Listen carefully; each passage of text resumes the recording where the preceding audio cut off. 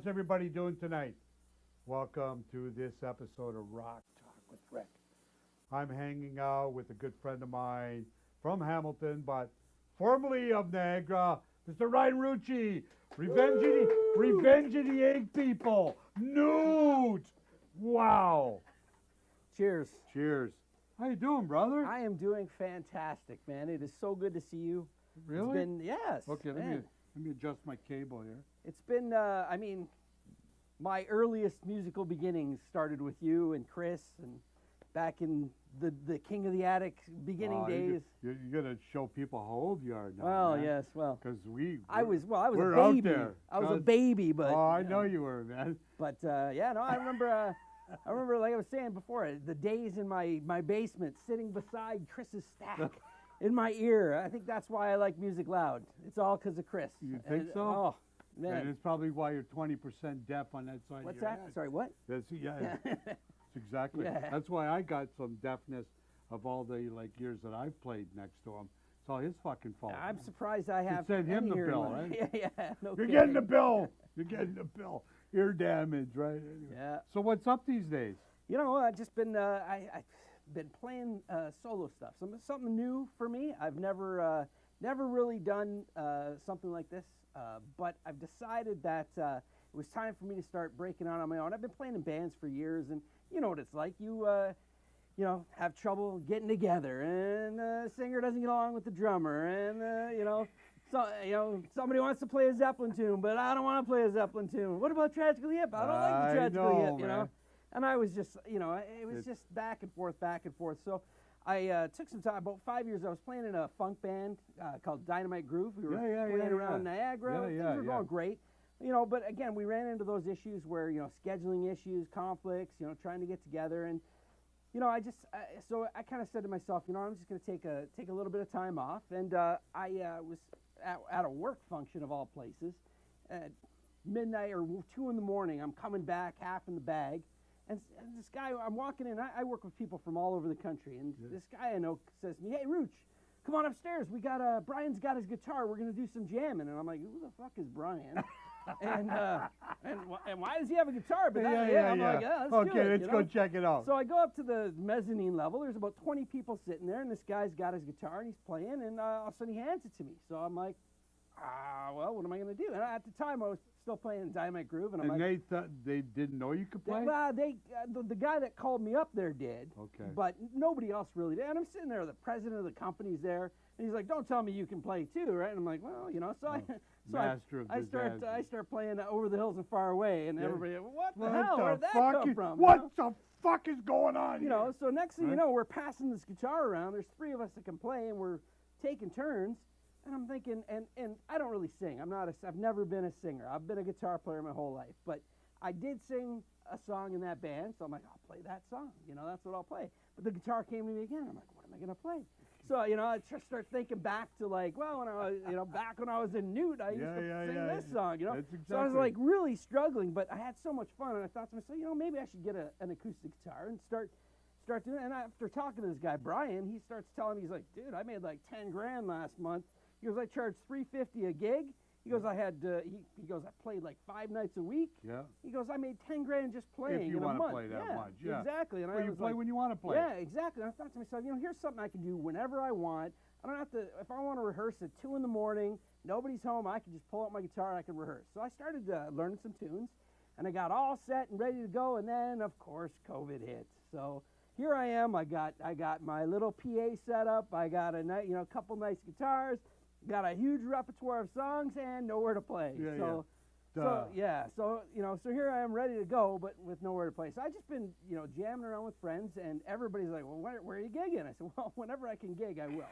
So that's the goal here. Like everybody else, yeah. Exactly. I almost feel guilty in a way, because you got guys like Shindig, who are regulars, who play in all the time. Shindig! Yeah, Shindig! And I feel like, there's limited places to play right now. There is, yeah. And I feel like, almost like, well, I'm not a regular. I shouldn't go try to steal gigs from other guys. I'm not stealing gigs, but these are but guys up in that, your area, yeah, just tons of places, man. Yeah, like exactly. Hamilton, like every corner they're now looking for a solo act or something. And that's, that seems to be the way it's going. So that's the way it looks, or yeah, a duo. so And you know what? As long as my musician friends are out there playing, eventually something will crack and more will open up and stuff like that. exactly. I remember because the bands used to be in.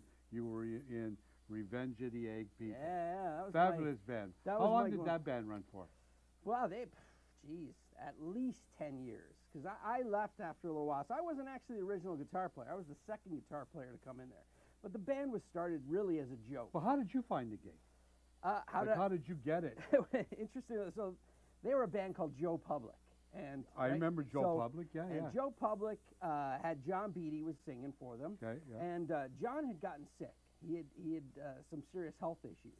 So during that time, Chris Cash decided that they were sitting around one day and they had just run into some issues with their management from Hamilton, who I won't mention any names, but we all know who we're talking about.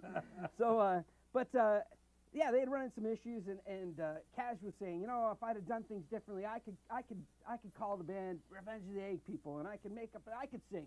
And he wasn't a singer; he was a bass player. He's like, but I could sing, and it kind of started as a joke, and they kind of rounded up a bunch of different guys, and Danny, who was playing guitar for Joe Public, and had decided he was done. He was playing bass, and Mike, who was playing guitar for Joe Public, was a guitar player. So they did a couple gigs, and all of a sudden it kind of took off, right? And it was really meant to be a joke, but it took off so well, and Danny was like, well, this is not something I want to do. So Spore came in, and he was this, kind of. So I think the real first incarnation was when Spore and myself came in, because before that it was really kind of. I think so. I think that's when it really started to get a grip and start to take off. Yeah. But how I got in there was through John Beatty, because John and I. So when John wasn't, he was kind of taking some time off, but he and I were hanging out, and we were doing an acoustic thing. So I was doing some recording with him. He was writing some stuff, and I was playing on it. And then all of a sudden, one day, I get a phone call from John. He goes, "Hey, have you talked to Brian, Bug?" And I go, "No, why? What's up?" He goes, "Oh, they're trying to get a hold of you. Mike's no longer in the band. They need a guitar player." So I go, "Okay, well," so I call him up. He goes, "Hey, can you show up on Wednesday?" And of course, I just lost my license because I was speeding. So I'm like, yeah, I'll be there, but I got to find a ride. Daddy got to give me a ride. So I get a ride, and I show up there, and I meet all the guys, because I knew Bug really well. I'd known him for quite a while. Yeah. I kind of knew the other guys a little bit, here and there. And I show up, and they're like, yeah, so listen, here's the deal. So we've recorded most of our tracks for this new album, but, Cash is like, I play guitar, but I can't do any solos. So I need you to come in and do some solos, and we got to do it tomorrow. I go, tomorrow? Okay. I go, well, don't you want to hear me play? He goes, doesn't matter. Really? That's what he said. He goes, I hear you're good. He goes, doesn't matter, I hear you're good. And so I showed up the next day, and I recorded all the solos for that. I didn't even get to hear the song, so I was like, yeah, how's it going? He played me the solo section, and I did it, and that was it. And from that point on, I was the guitar player. So no, you guys, that was a great band. I remember seeing you guys at Uncle Sam's too, visually, and when you guys did Cars, and he had the little car. Kaz is like a marketing genius. He knows exactly how to play a crowd. He reminded me of Mark Champagne. Yeah. Because Mark was one of the best frontmans around. Yeah. Like he could hold an audience and blow your mind.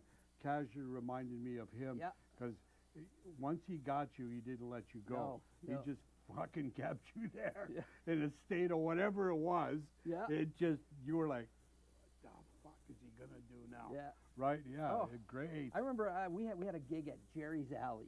Right? You remember Jerry's Alley? Port Erie? In St. Catharines. Oh, in St. Catharines, right? yes. Yeah. Okay, yes. This little tiny hole in the wall, and you walk in, and we were like packed in this, it was like a punk club.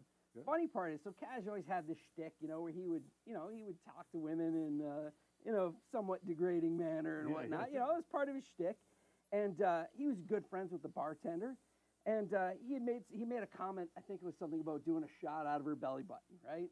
And that was it. So we finished the show, and we walk off, and as we're walking off, I walk off, I turn around, and all of a sudden I see this big giant dude, and he's got Cash by the throat. Really? And he's holding him up, and all of a sudden just hauls off and smacks him. and Cash had shades on, and they go flying. I'm like, what the hell's going on here? Like, we're just about to go back on, and all of a sudden, everything erupts. The whole place erupts. Turns out that that's the bartender's boyfriend, who Cash knew, but he didn't recognize him because Cash had his shit on. Cash says to him, he's like, hey, it's me. It's me. Bop, And all of bop. a sudden he stops and he goes, oh. Sorry about that. Yeah. Sorry about that big handprint on your face.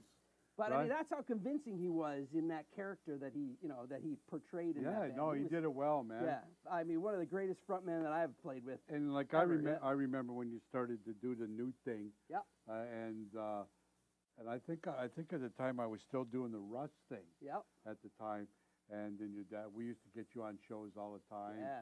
And That's where I got my start. and you played quite a few shows with King of the Attic. Absolutely. On a couple cards too, right? Yeah, oh yeah. Back in the day, I played with everybody. You guys I got all my gigs through you.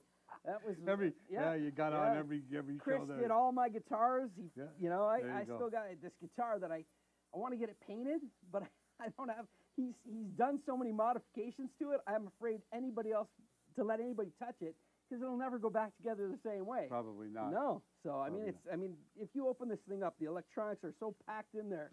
I was like, I don't know how he did this. You know, but Ryan, I want to say thank you for coming on the show. I really Hey, appreciate it, brother. thank you. Anybody you want to say hi to tonight, family, friends, just everybody hot out on chicks Facebook that are land, looking yeah. for dates. Yeah, anybody out on Facebook land, come and look for me. I'll be gigging in the next, probably in the next couple months and throughout 2022 if everything goes well, hopefully. So, yeah. Yeah.